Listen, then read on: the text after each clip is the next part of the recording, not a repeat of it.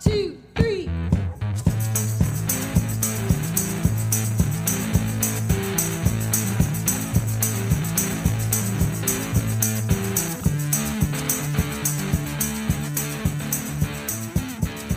Hi, I'm Gary David. Welcome to Experience by Design, the podcast where we explore experience designs of all kinds.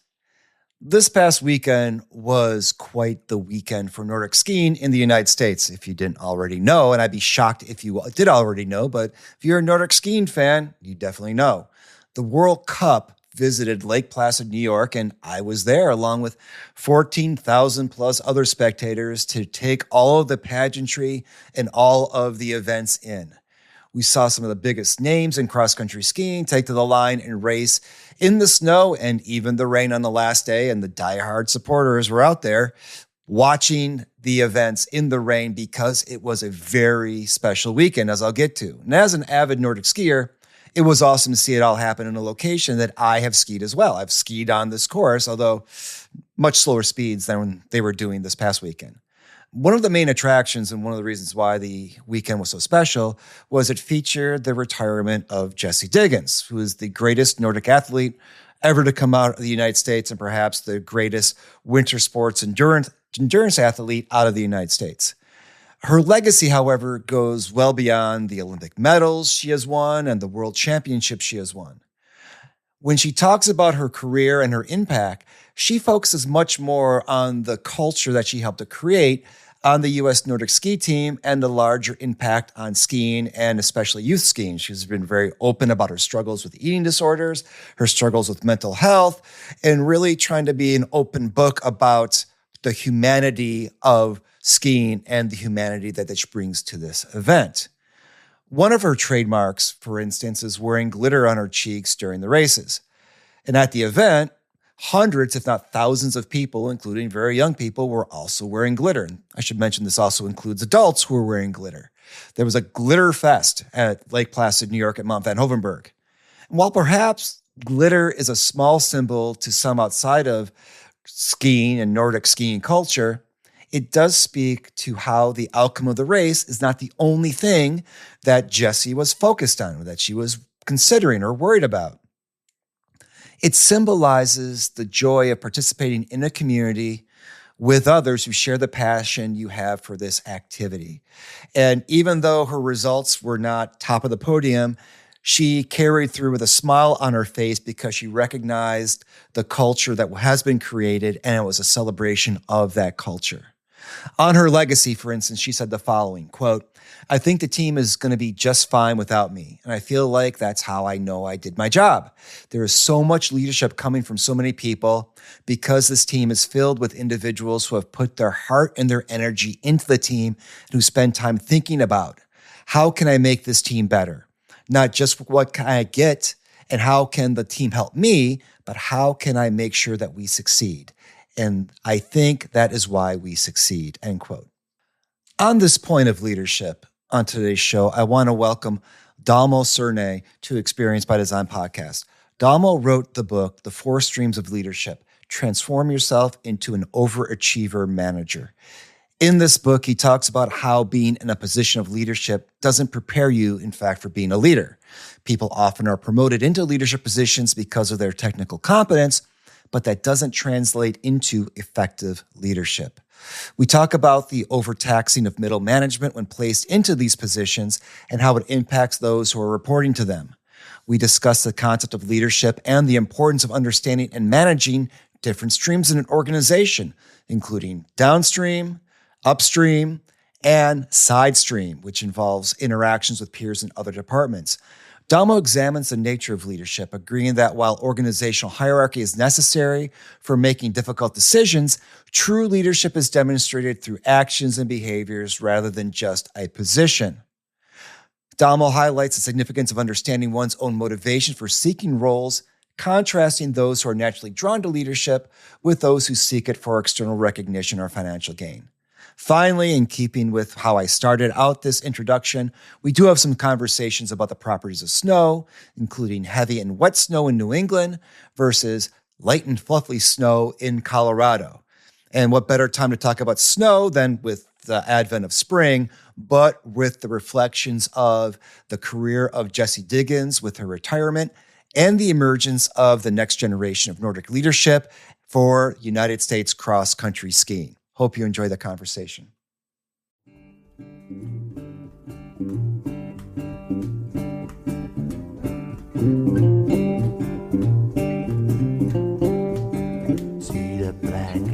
One of the things that was really fascinating to me about your background is that you actually majored in mathematics. And I find that just compelling because I am not a math person. I had pre-calculus in high school, and I said to my teacher, I will never use this. And he said, you don't know that. I said, I do know that I am not cut out for math without numbers that involve symbols. So what drew you to mathematics, and what's it like being a math person in a world full of people who find math challenging? It's even more interesting because I started from physics and ended up going to mathematics. But if nature speaks a language, that language is math, Right. right? So that's how you understand nature, how you see the world. You can see it through the eyes of mathematics. But when you put numbers together, some mathematicians may even find that offensive. If you put a number in an equation, it could be offensive to some people. What you want to do is not do computations. That is for machines. That is for computers. You want to be able to understand the world. You want to be able to model the world and try to predict things or try to understand things so you can explain it better, right? We may be not aware of it, but every time we use AI, we are using a lot of mathematics. It doesn't mean that everyone needs to know that. Like, how many people need to know the skills of a plumber or a welder or how to build a car? Not many, but some people do and need to know in more depth. But for example, in the use of AI, you need two stages, one of training a model, the other one of running inferences. And in both stages, you're using a lot of math in multiplication of matrices. I'm sorry about that. Multiplication of matrices and computing gradients and calculating derivatives. Those are essentials to make AI work, right? So someone needs to know that math. I'm glad someone does, and it's not me. I think that there's a lot to unpack there. I think where the point at which I really just kind of gave up the ghost was when I was told that you can't take a square root of a negative number. And then I was told you can, but you have to use imaginary numbers. And I said, well, if we're using imaginary numbers, then I'm just going to use imaginary answers. And they didn't like that. Yeah, that was such an unfortunate naming of imaginary numbers. I like complex numbers better because they're still real. They're not imaginary, but you can imagine as a different dimension. For example, if you operate on a line and you need to have a dimension that is perpendicular to the line, what are you going to do? The line is just a line. There's nothing perpendicular. You need a different dimensions. So you come up with a complex dimension and you put what would be the imaginary number over there. Now, if you believe in a circle, well, that's a circle, right? It uses complex numbers to do that. So, well, I like the idea of complexity because I'm a sociologist and I deal with people, and there's nothing more complex than people. I also love the idea, and this I came to later through statistics, actually, which I did like. I like stats because you're using these things to tell a story or find out more about something. And I really loved like structural equation modeling. I really liked, that causal modeling in general, this idea of trying to theorize relationships among variables and then seeking to understand the strength of those relationships and the direction of influence of those relationships to kind of unpack the complexity of what we were seeing in society. So I think if I would have had that first, or if that was the intro for me, that this is how it could be used, then I would have kind of jumped into it more quickly. But I was in Detroit at the time, and they were like, "Well, you could be an engineer," and I'm like, "That's not happening." I think you touched on the key point that makes a difference over there. You started with a motivation. You Right, saw a use for a part of mathematics in your life or how to model things. That's what drives people, right? If you started from that point, if you had that interest, if you had something, some skin in the game, then you learn the math because it has a purpose for you. Learning math for the sake of putting equations and numbers together, that's a very hard to keep motivation right. and pursue math as a field. But as you said, if you have the motivation about something else and to get there, you need math, it becomes just a hammer, right? It's an instrument for you to do what you want to do. Did you ever get any arguments with people from Great Britain around whether it's math or maths? Well, we can meet in the middle and agree that we are right, and it's math. Right. So I've had this conversation. They're like, yeah, but it's more than one kind of math. I'm like, no, it's just math. They're like, it's mathematics. I'm like, no, it's just math. I always get tripped up when they call it maths. For my international listeners, I'm sorry, not sorry.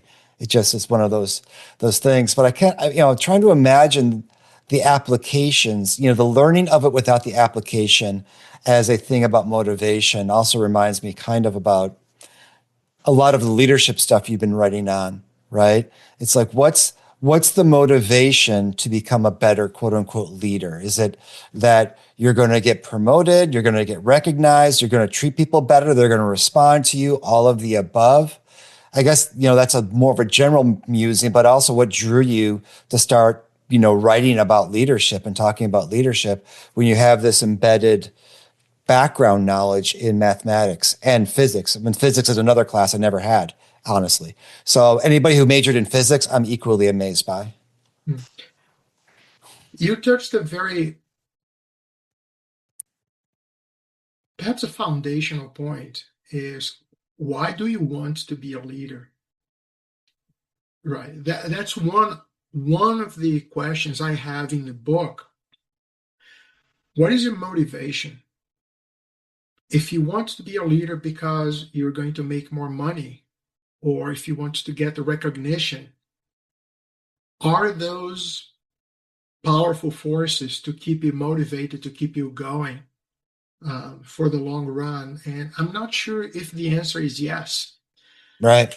For me, the reason to become a leader is you want to build something bigger, something that alone you can't do yourself. You need help. You need other people around you to help you in different areas and help even your area of expertise. Now you have, as they say, an entire village building something.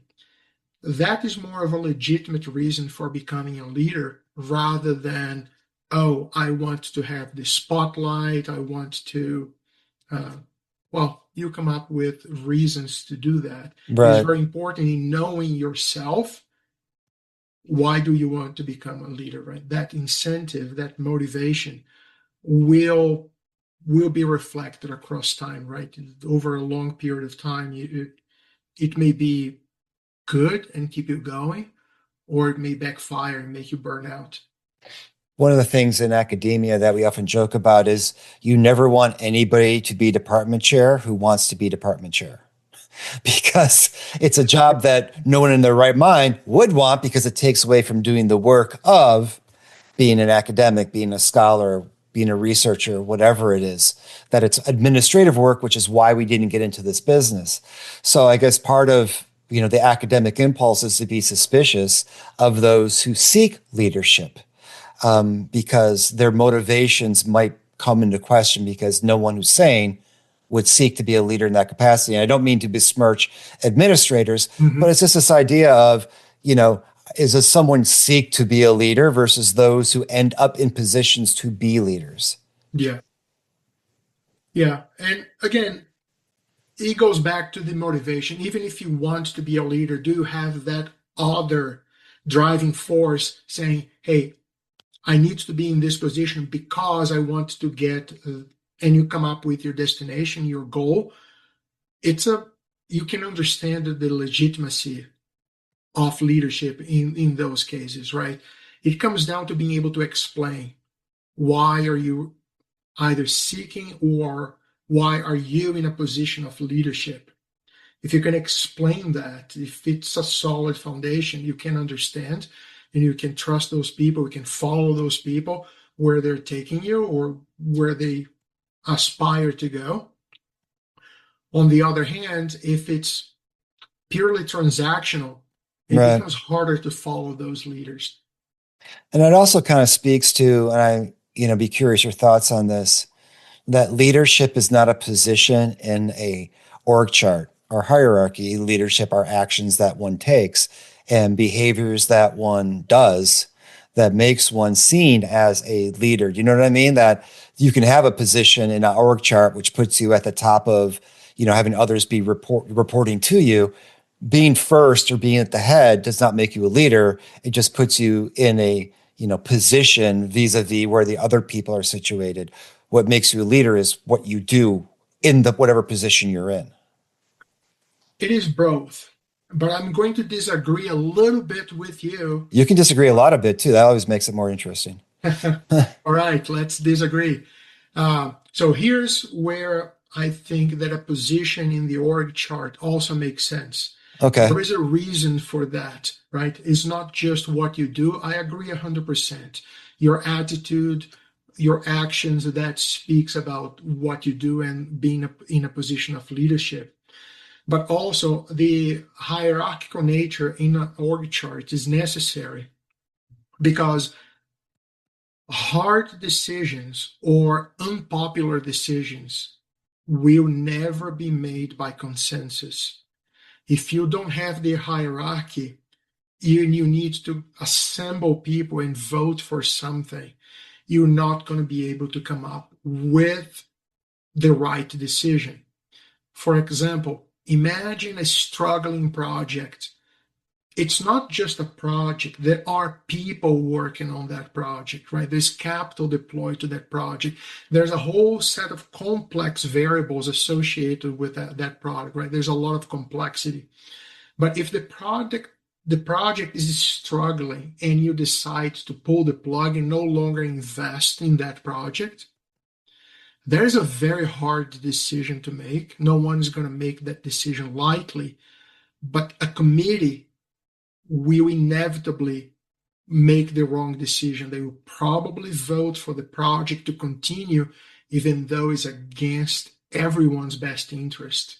So that's why the hierarchy comes in place, is for situations like those, right? Yeah. Could be a project, could be even a team member who at some point was great, but started doing like slop work and is not there. There could be personal things and you have to work that separately, but assuming it's not personal things, maybe the person is already thinking about their next step, they're looking to leave the company or the project. You never know. You have to dig deeper and understand the situation. But let's say that it comes down to the point where you need to part ways. Right? That's also a different and difficult decision you have to make. And that requires the hierarchy because the committee would not reach that conclusion. So, yes, it is both, but it is more than just what you do, right? You need some level of the hierarchy over there. It makes me wonder about, using kind of a sociological word of ideal types that, thinking about leadership in an abstract, right? That your notion of a committee is going to act in a way that isn't necessarily going to be the right decision because there's a level of self-interest involved if those making a decision are going to be negatively impacted by the decision made, like a project and a committee deciding to pull the plug because it's not working, not profitable, for whatever reason. But then also situations in which leaders are making bad decisions because they're in that position of the org chart, and they're doing it based on without taking sufficient information in, without necessarily giving voice. And the prototypical example of that is like the Space Shuttle Challenger explosion. Mhm. And the decision-making process that was involved, where, it was committee based. But there were voices that were saying, no, we should stop. But the leadership was putting so much pressure on them. No, we have to launch because of Yeah, whatever reasons, because of the groupthink element. exactly. It is one area with historical problems, and that is the what I call the upstream, is when you're managing your managers, Right. not in the sense you're telling them what to do or how to do their jobs, not at all. But one very important component is the communication. If they don't know what you know, if they don't know why you are suggesting something, they don't have enough context, they don't have enough information to make a decision, right? To what extent the tragic accident of the Challenger was someone who knew a piece of information but was intimidated and didn't speak everything that needed to be spoken, so the decision would have been different. I don't know the details, I'm speculating over Right. here, right? But it's a valid question to ask. Is it a blame to put only on the people making the call to proceed with the launch? Or the people making the call had incomplete information and they made a decision based on something they didn't know and led to that tragic outcome, Mm-hmm. right? So perhaps we will never know, but if we are in a position to act and having that information, it becomes our responsibility.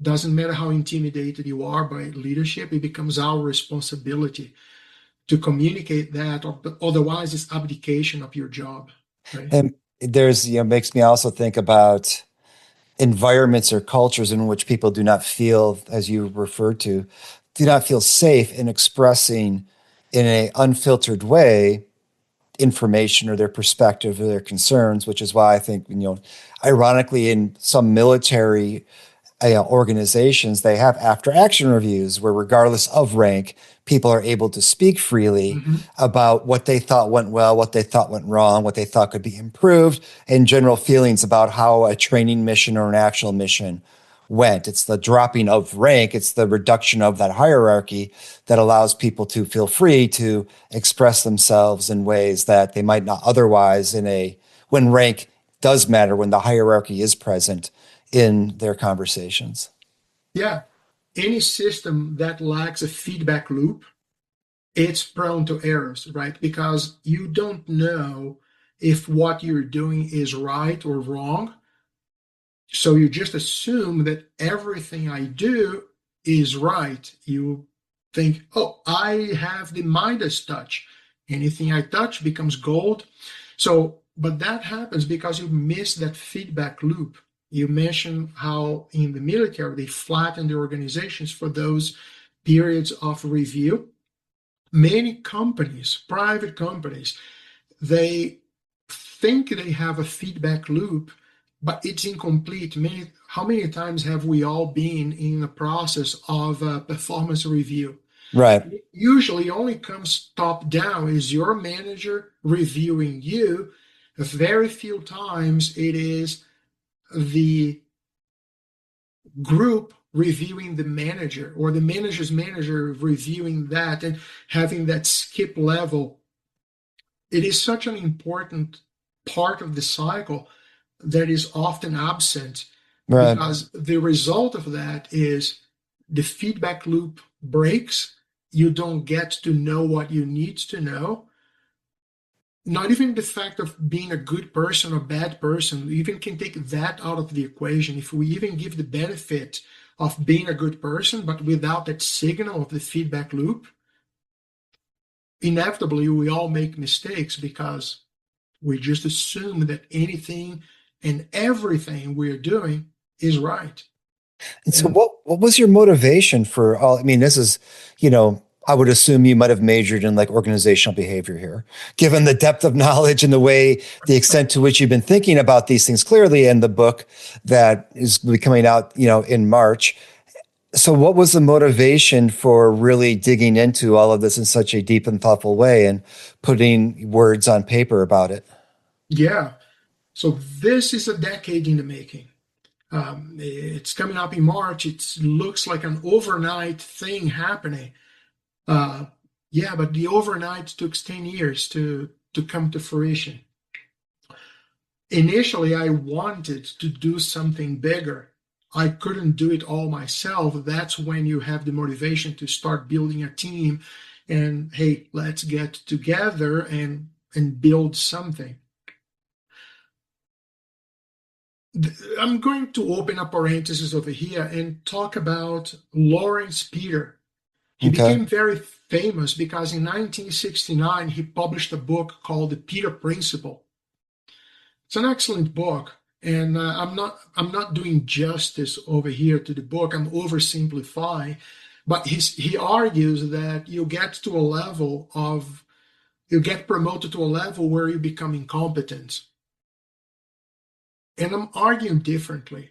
You don't spend your whole life being competent at doing something. Suddenly you wake up one fine day and discover that you are incompetent. It doesn't add up, right? It doesn't make sense. What happens is you are promoted to a position where you are unprepared Right. rather than incompetent, right? How can you land in that position and being prepared to play that role? That was one of the motivations behind the book. As I was struggling myself with those things, I was studying, I was coming up with my own frameworks, and things started working. People were coming to me and say, "Hey, your teams are working. What are you doing? What is the secret sauce?" I didn't think or see as a secret sauce, and it's not a secret at all. It's just putting things together in an understandable way, and people start absorbing. And I figure there is there's an audience over here that is underserved. Many and most books on leadership and management, they are talking to the C-suite level. Right. Hey, here's how you become a great CEO, a CFO, a CTO. But how about the people who are transitioning into a position of management? Either an individual contributor or a recent student, someone who is in the position and is struggling, or manager of managers, and they're getting their managers under the person to rise better. So all of those people, they're all making the same mistakes over and over again. How about if we come up with a framework, we come up with a text, a book that speaks to that audience and gets them prepared to do their jobs? It's funny, but the idea about being incompetent, I wouldn't go to, a child who can't tie their shoes because they never learned and say, you're incompetent at tying your shoes. Well, of course they are because they've never been taught how to do it. There's been no instructions. Incompetence isn't a character flaw. It's a lack of knowledge over how to do something. And so if someone is not performing competently, then as you were describing, the goal then is to give them the tools that help them to be competent. It's not incompetence is not something that's wrong with them. That's not curable. It's Mm-hmm. something that is our fault because we failed to train, educate them adequately. Yeah, and you do have to satisfy two conditions at the same time. One, it may become too expensive for a company to purely train people organically and promote from ranks. That's a long process. It takes a long investment to do this. So they may not afford to be able to do so with everyone. Some of the people they want to get ready made, Mm-hmm. right? Already prepared to be in a position of leadership. Some others they can invest, and some A mix of the two are those who think, I want to go into that position of leadership. Let me start getting prepared. I'm investing in myself Right. because in 6 months, a year from now, I can have a shot at at going that position of leadership, right? So there is that need of satisfying those two conditions of being prepared and being in a position of leadership at the company, not being able to afford to spend long times training people, right? How do you satisfy both at the same time?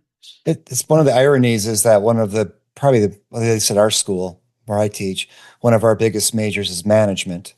And I'm sure that is the case at a lot of business schools, is that a lot of students are majoring in management. But the question then becomes, is it preparing them to actually perform in those positions of quote unquote management and leadership? And number two, given, your book coming out and your own development of approaches and methodologies, if you were developing a program to train leaders, right? Or management, what would that include and what would that look like? Yeah, the framework in the book, and thank you for already getting ahead of the time and see into the future, even though I haven't mentioned anything about that yet. There are plans of workshops and seminars coming together with the book, but the framework is anchored on four pillars or four streams. I call streams because the tasks are always coming your way, right? It is a constant flow like a perennial river. And in a perennial river, you have four streams. And the four streams are the reservoir. That's where everything begins. That's about yourself. You need to know what are your weaknesses, your strengths. How do you set culture? What is behavior? Owning the gap between reaction and response. There's a lot to learn in that stream. Mm. The second one, so I actually prepared a quick diagram over here. Oh yeah. Those not being able to see this diagram, I'm going to describe it quickly, but it Yep. shows all the streams. At the center is where everything begins, is the reservoir. Downstream is going to the bottom of the picture and is split into three different uh,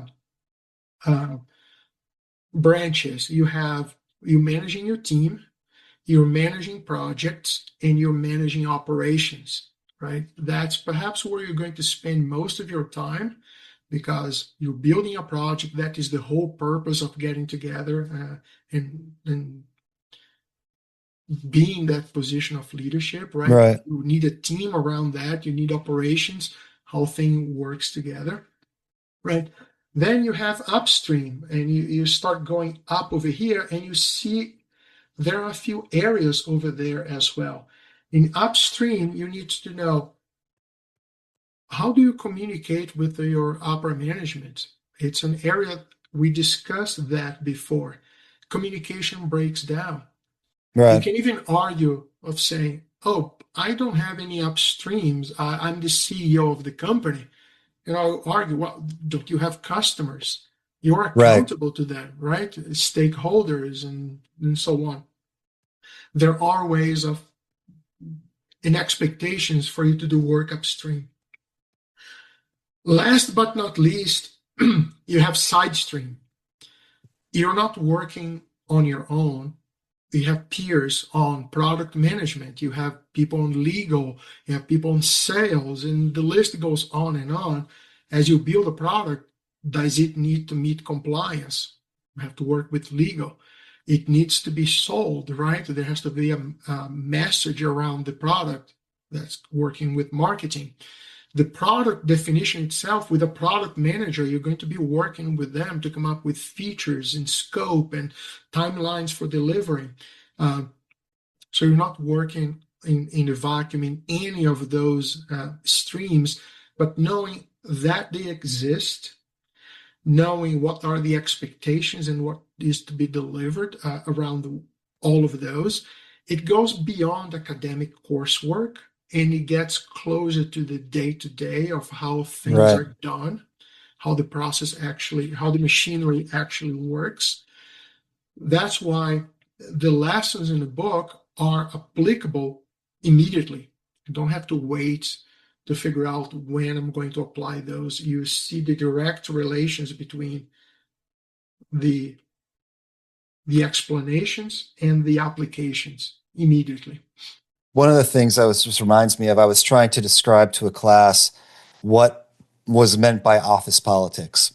And these are students who are undergraduates who probably most of whom have not worked in an office or experienced this before. And I was a bit put out by trying to, how do I describe what office politics is? You know, not just in the negative sense of people trying to backbite or hurt one another, but just in the managing of relationships in those four sectors you're talking about, you know, yourself, downstream, side stream, and upstream, that managing of relationships and trying to work together, especially when there's competing interests and scarce resources, involves policy and some politicking.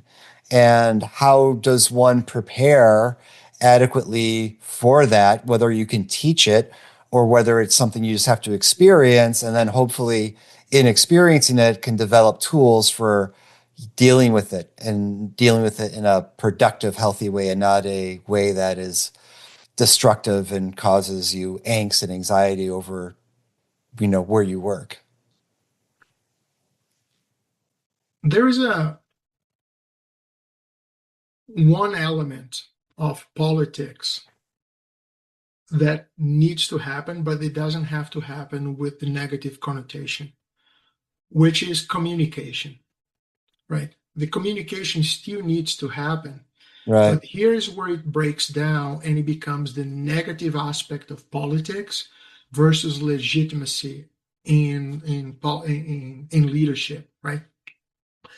When the conversations become so to my gain and all to your loss, that's politics, right? Some people, they go and they create a buffer between the team and the next level of management where they present themselves. Mm-hmm. They are the rainmaker or the Midas touch, whatever it is. The person would be harvesting the benefits, not the team. Mm-hmm. That is terrible politics. However, the communication about what is happening, it still needs to take place.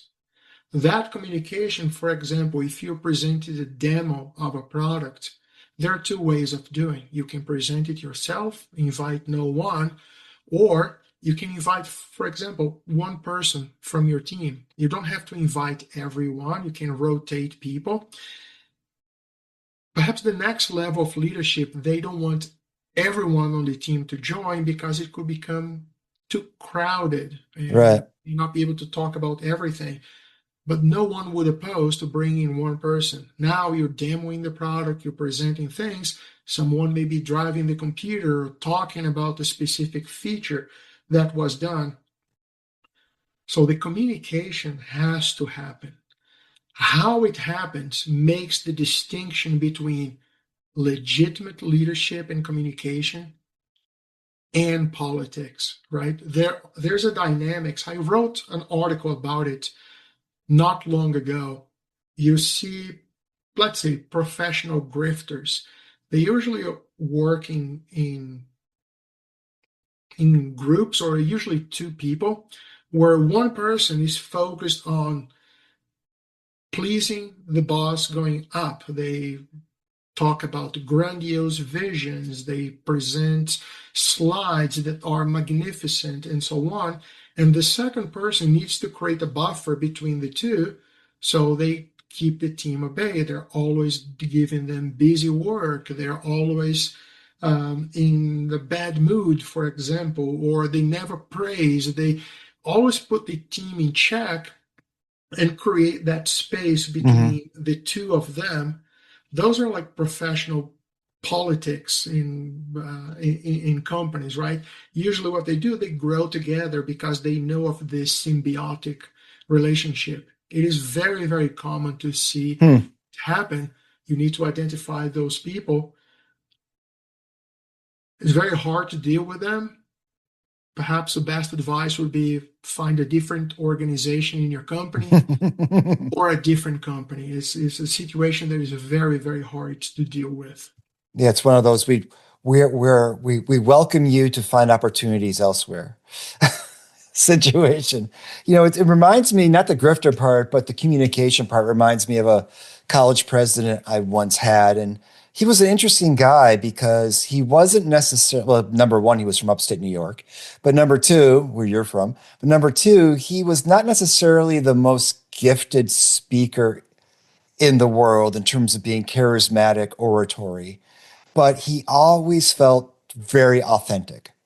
And he always felt, like he did listen. And while he would not necessarily, he made some unpopular decisions, but he did so, when I say unpopular, wasn't necessarily what everyone thought was the right idea, but he did so in a way that explained why he was making the decision and why other points of view were considered, but ultimately he decided to go in the direction he was going in. And it just was a very good lesson for me in how you can, this idea of authenticity can be vitally important in having people, you know, see you as being a leader that they can trust and follow, even if you're a leader they don't always agree with. Can I connect that thought to a different one? Please. I think they are so well connected together. Jeff Bezos from Amazon, he's famous for saying disagree and commit. I don't Hmm. think he created that. I forgot the name of the person who created, but he was the one who made it popular of the disagree and commit. What very few people say about disagree and commit is that if you just need to do because I told you so, it becomes disagree and resent, not disagree and commit. What you were describing over there was someone who comes and say, I listen to you, I consider your opinions, and here's why I'm making this decision. Hmm. Once you understand the why you're doing the decision and you know that your voice was heard and considered, that is the minimum requirements for the disagree and commit because you understand why the Right. disagreement, and then you say, I respect you for that, and I can commit to your view because I know that everything else was considered. Disagree because I told you so and commit, it doesn't work like that. It's disagree and resent. That is a fundamental requirement for the disagree and commit. Um, Yeah, and um, I wonder, what gave him the ability to do that because I don't know. This kind of goes back to this idea of charisma or, leadership, leadership being the embodiment of traits that people find appealing, uh, and results in them being willing to follow versus, leadership being just something that is exists in an org chart and leadership being something that you learn in school, right? And it's not just one of those. It can be all of those things together, but they're, certain things that people possess that make them compelling figures that people want to follow in some instances to their detriment in the case of, let's say, cult leaders. yeah, Yeah. So this is not always a rosy picture, but there is, this idea of charisma is something that is a thing that people find others attractive and persuasive in terms of their ideas and are like, yes, I'm willing to follow you.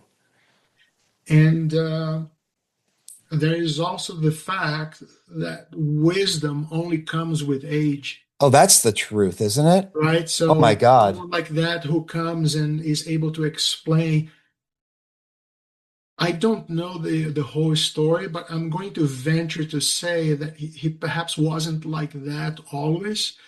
And over time, over iterations and making mistakes here and there, eventually came up with that way of doing things. Um, And it's very true. You can't accelerate wisdom. You have to live through those moments. You have to make the mistakes.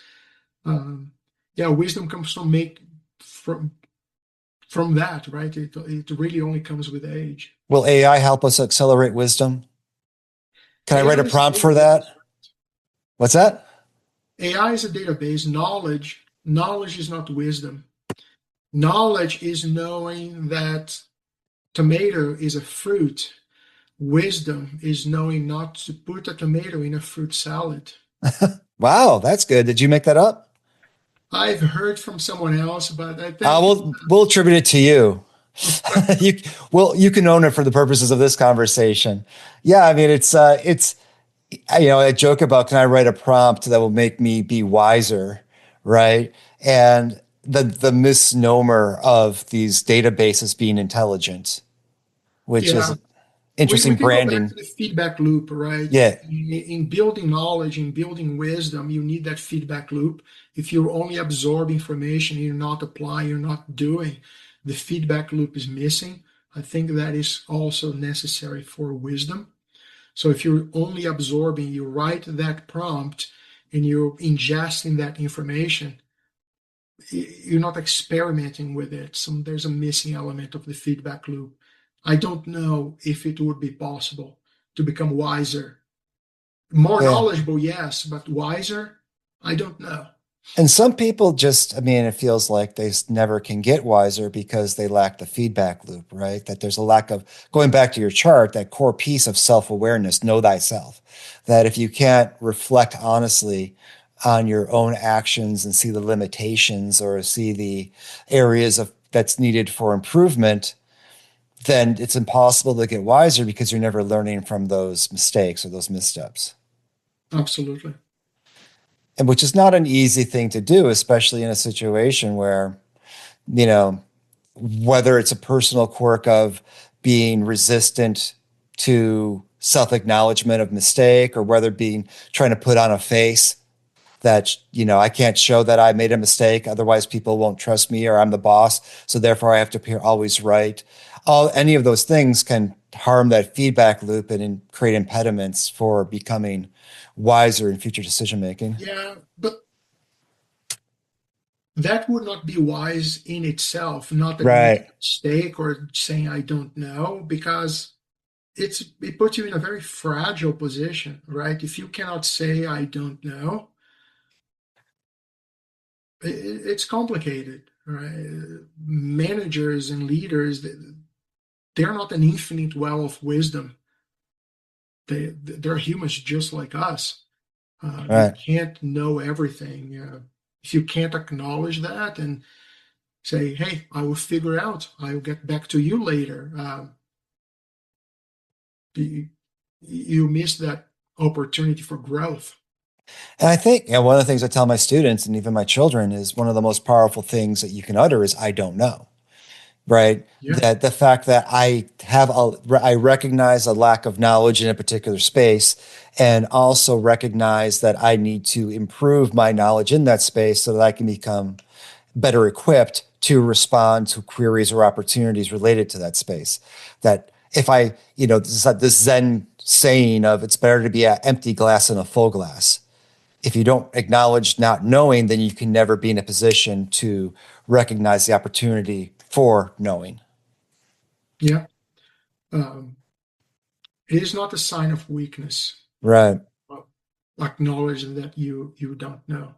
Um, the more underlying question is, do you even need to know that piece of information? Hmm. Right? And there are two ways of answering. If yes, then go study and find out. If no, why bother? Yeah. Or this goes back to your point about managing the teams, which is finding other people who are knowledgeable to bring them in so that you don't have to be in the position to be all knowing. You can delegate that out to others who are brought in who have deeper expertise in a particular area, and they can fill that gap. Yeah. It is sad that no one knows how to make a pencil. It's an old example. Someone else used this. I can't attribute that, but it is so complicated to plant the trees and harvest them and the sawmills and create the pencil and come up with the graphite that makes the lead and put the eraser. You have to plant the other kind of tree and collect the sap and make the eraser. No one, it is capable of building a pencil from scratch. Right. It goes to other technologies, like can you build a rocket from scratch, or a car, or a computer? The list goes on and on. There will be things you don't know. But in order to use a pencil and an eraser, I don't need to know how it was made, right? I have a different purpose for that. We've been kind of talking around a little bit. It's been interesting unintentionally, but it's implicit, this idea of complex systems and characteristics of complex systems and complex systems theory. And things are inherently complex, especially the more you involve people and the more you scale the problem, it becomes more complex. But I also find that, be curious about your opinion on this. People tend to want to hide the complexity with oversimplification to make it more manageable and pretend that it is reducible to something that's like a number or to a dashboard or a thing so that there's more of a sense of control versus wrestling and being comfortable with the complexity and the uncertainty. Do you know what I mean? Yeah, but I think so. Point number two, where you and I will disagree over here. Let me try to explain why I don't see this as people trying to oversimplify or try to control Mm-hmm. things, right? You establish a process, whichever process you want to name, you establish that because you want to replicate a situation and come up with predictable outputs. That's why you have a production line in a factory. You want to be able to assemble, let's say, a phone the same way always, right? And there are things that go wrong. One of the pieces of machinery may Right. break, and then you figure out you handle all exceptions, right? By default, you operate following the process, and then you react to when exceptions happen.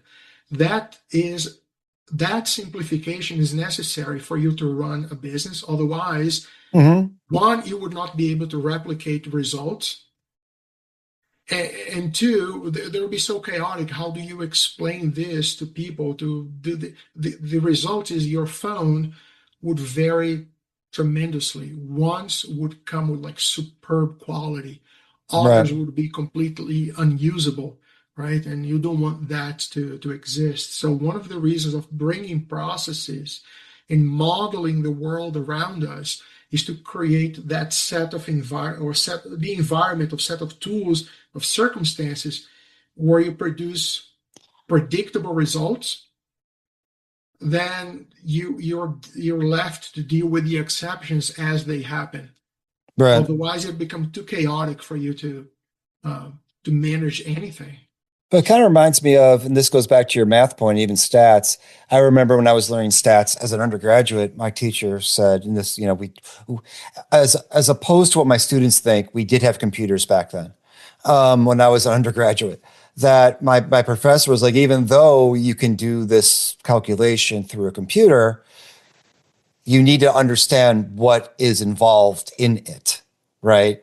That, how to actually do the computation so you know what the number represents. Similarly, if I'm a leader, I might rely on the processes that we put in place to simplify, but I also should know how that process actually works so that if something does go wrong, or if there's a new opportunity to improve it, I know where to direct my attention. Where if I'm not familiar with the process, this is kind of like the undercover boss model. You don't Mhm. want to get too far removed from what's happening on the phones because you lose track of how things are actually working. Yeah, I think it comes down to a point I'm also making in the book, which is being effective and being efficient. Mm-hmm. um, the temptation is you're going to establish a process, you come up with the most possible optimized version of that process. That's a recipe for failure. First, you have to be effective. Can you make something happen?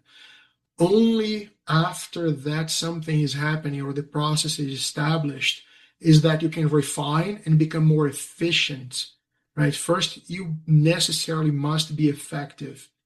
Otherwise, you waste so much time trying to optimize things that can be done later. You miss the forest for the trees.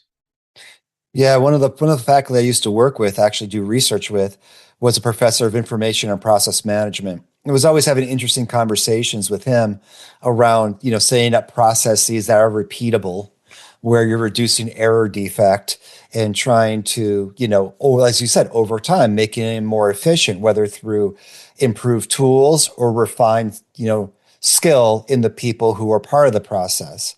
But as I tell my students, never confuse efficiency with quality, Yeah. because you can do something very quickly and have it be very wrong, right? But how many leaders think of efficiency? We're going to make this more efficient as the end goal without thinking first of effectiveness and quality as the primary goals. Yeah, the second order thinking comes in play as well. Okay, it's more efficient here, but what other consequences happen Right. from that?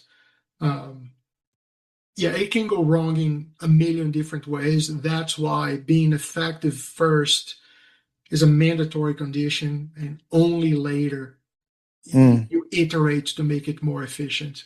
And I like the reference to unintended consequences, or looking at consequences that go outside of the one that you first predicted, because that goes back to this idea of complexity and complex systems, that the impacts can reverberate through the system in ways that are unanticipated, and that one needs to be on top of what those impacts and those outcomes that are unintended might be.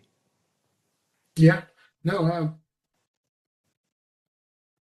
it is an illusion to think that you can change one variable in a complex system and hold the others constant without mutating. It's just an illusion, right? It's wishful thinking. You cannot change one variable in a complex system and pretty much not affect all others. It's just an illusion that you can hold everything else is constant and I'm changing only this. Right. It's just wishful thinking.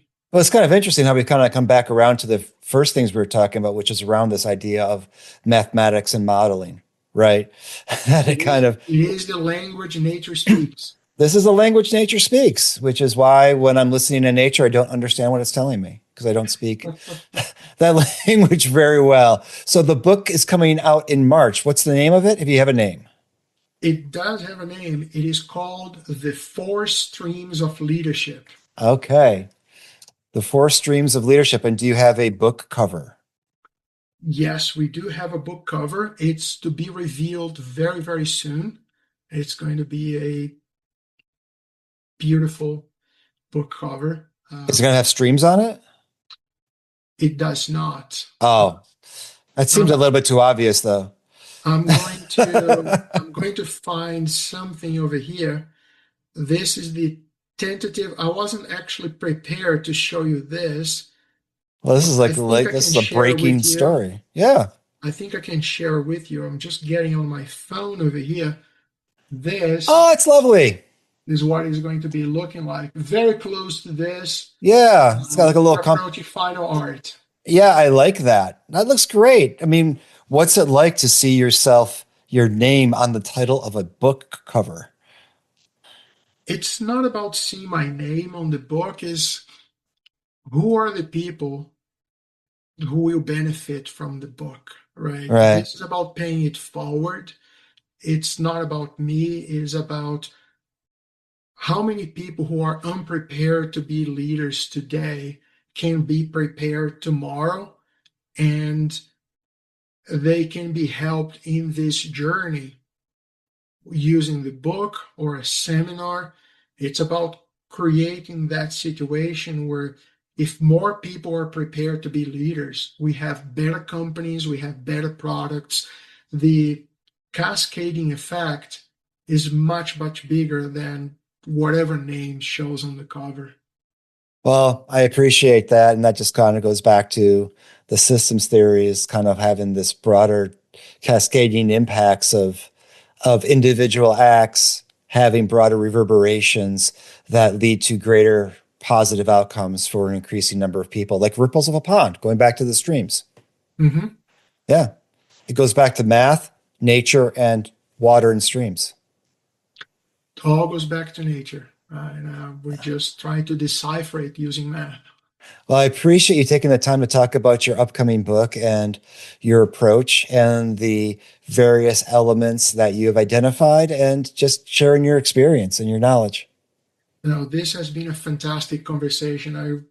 I'm really glad we had this conversation, and to be here is just awesome.